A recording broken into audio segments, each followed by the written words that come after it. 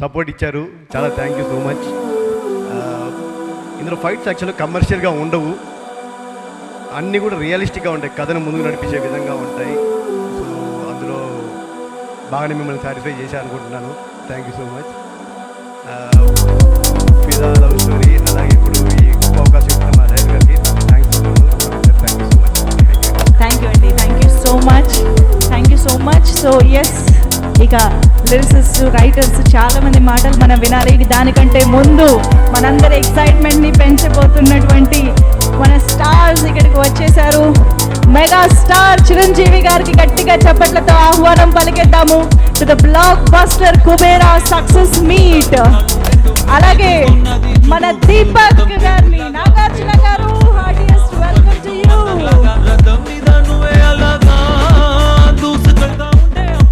మన కింగ్ నాగార్జున గారికి and mega star Chiranjeevi గారికి స్వాగతం, సుస్వాగతం.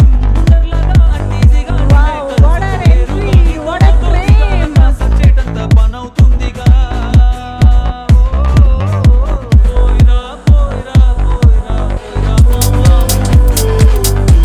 థియేటర్స్ లో చూస్తున్న ప్రతి ఒక్క ప్రేక్షకుడిని ఎంతగానో అలరించిన, ఆలోచింపజేసిన కుబేరా సినిమా టీమ్ని విష్ చేయడానికి, కంగ్రాచులేట్ చేయడానికి ఇక్కడికి వచ్చేసినటువంటి మా మెగా స్టార్ చిరంజీవి గారికి స్వాగతం పలుకుతూ ఉన్నాము.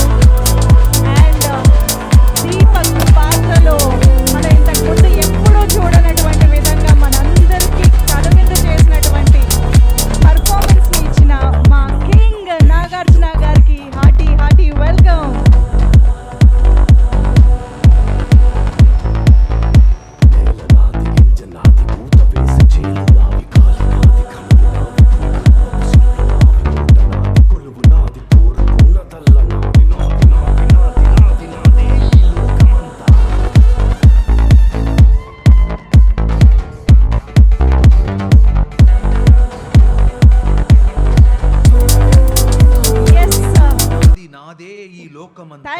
థ్యాంక్ యూ సో మచ్ మా మీడియా మిత్రులందరూ. కొంచెం yeah thank you so much.